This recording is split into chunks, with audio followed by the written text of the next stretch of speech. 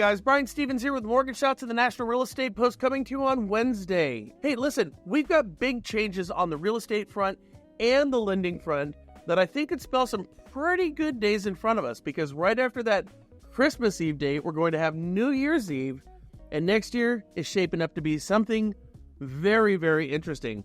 Are we going to see the GSEs released, recapped and released? Are they doing anything about it? How are interest rates going to look?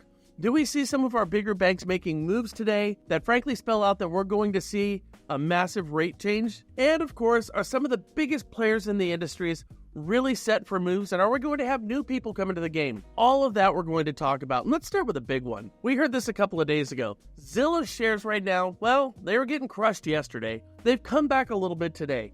So the question is, why are they getting crushed? And here's the deal. That little company called Google, we've all heard about them. Well, would it surprise you to hear that they're getting into the property search portal game? The reason why Zillow's stock started coming back is because people are pretty much conditioned right now just to go straight to Zillow.com, aren't they? They're not going into Google and saying, I want to search for a property, and then Zillow's coming up at the top of the search, which of course it is. No, they're just going to Zillow.com right now. They've got that much name recognition. However, that person who's searching for a house, if they want to look for a restaurant or a mortgage or a realtor, whatever we're looking for when we're on our search portals, they're going to Google.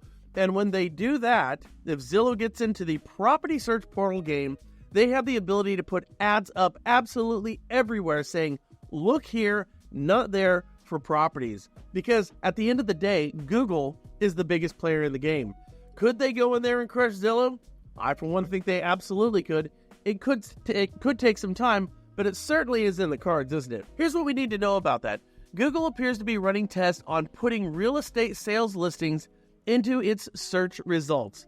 Now, they're working with another company, and they're just doing this in specific markets. The listing enables users to view the full details on property pages, request a tour, and contact an agent, similar to the functions offered by Zillow similar to what Zillow is offering. And the third point that we need to be aware of on this is, while we don't expect a direct near-term impact on Zillow's business, we view this development as a long-term risk for real estate portals like Zillow. Now, this is according to Goldman Sachs. It's also a big problem for Realtor.com and Homes.com and even some of our IDXs. Again, because when Google puts their mind to something, they certainly can make big changes. So what do you think about this? Do you think that Google is going to usurp Zillow? Well, my thinking is this.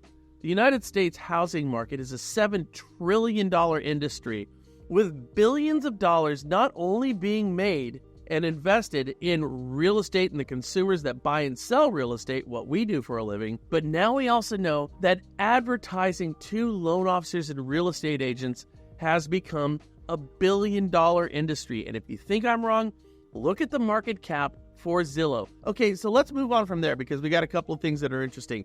Did you know that coastal appeal outweighs flood risk? Analysis show that 10% price premiums on Long Island homes that are in flood zones. In other words, people are paying on average 10% above and beyond the asking price for properties specifically in Long Island on houses that are in flood zones. So in the last 5 years, Long Island homes in FEMA flood zones sold for 10% higher than the median price of those outside of the flood zones and risks. Suffolk County showed a clear flood zone premium of 16% higher, while Nassau County showed no price difference at the county level. Of course, Nassau County is not going to be in a flood zone. Of the 31 communities analyzed, 20 recorded flood zone premiums and 10% noted discounts.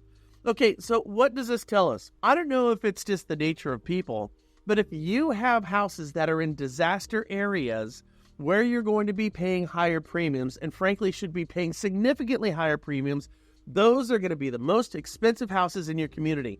In Los Angeles, where the fires were, in the Palisades, who was living there? Do the math on that. These are all areas that are prone to floods and fires.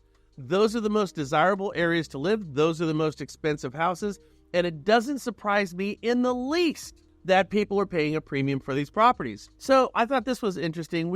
I got this from the chief economist from Compass. He says the housing market's next era is just around the corner, and it doesn't look bad. Now, when we're going to talk about Mike Simmons, who's the chief economist over at Compass, and again, I kind of agree with what he's talking about. And oh, by the way, he's also the founder of Altos Research. The numbers point to improving affordability and sales in 2026, but the effects won't be equally distributed, as it never is, with the housing market mimicking broader economic divides in wealth and regional differences. Agents should be thinking about a high number of delisting 2025 and how that shadow inventory could be an opportunity for 2026. In other words, after a prolonged real estate slowdown, the numbers suggest the market is ready to turn the corner in 2026, and this is according, once again, to Mike Simmons. Simmons, known for his data-driven analysis while at his company Altos Research, sold the firm and joined Compass, and in his inaugural forecast with the brokerage, he noted that despite the conflicting signals of the overall economy, the tide appears to be turning. I think we can all kind of feel that right now with additional inventory, and we are starting to see prices actually drop. Do you realize in the past 70 years, the only time we saw properties go down, not just underpacing inflation? In other words, if inflation is going at 5% and real estate is appreciating at 3%, that means you have a 2% loss. However, prices are still going up. No, this is where prices are actually reducing. The only time this has happened over the past 70 years was during the 2008 housing crisis that we had and the global economic meltdown. We're getting to that point again where prices are actually going to start dipping. And of course, bringing affordability back is just going to bring more buyers to the table. Unlike 2008, when we didn't have any interest in people buying homes, we have a massive swath of potential buyers out there who could and would buy a house if they could only afford it. Well, that affordability is going to start coming back towards us for a multitude of reasons. And what we're hearing over here from Altos, which, by the way, is an absolutely fantastic analytics firm, is that this, in fact, is going to be the case. Affordability is going to be the lifeblood for 2026, and we're starting to hear more people chime in of what I've been talking about over the past couple of years. But did you know that JPMorgan Chase just pulled $350 billion from the Fed, and here's what they're doing. They're buying Treasuries. Now, why are they buying Treasuries? JPMorgan Chase is shifting billions from the Federal Reserve into U.S. Treasuries to lock in higher yields and protect profits as interest rates fall. Since the end of 2023, JPMorgan has withdrawn almost $350 billion from its account at the Fed. This is going to be their short-term window. Its cash balance there dropped from $409 billion down to $63 billion by the third quarter. The reason they're doing this is there's an expectation that the Fed is going to continue dropping the Fed fund rate. That's absolutely massive. And in doing so, it's going to bring down some of the interest we're paying and hopefully some of the inflation. It's going to bring that down. Freddie Mac and Fannie Mae right now are bulking up their balance sheets.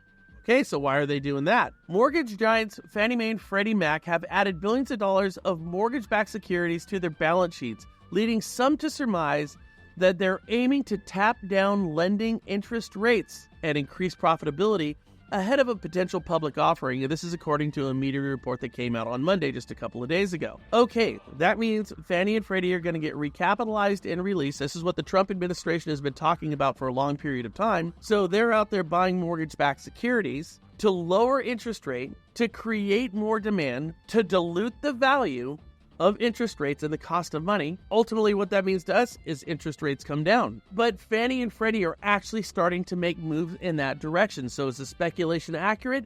It certainly does seem that way.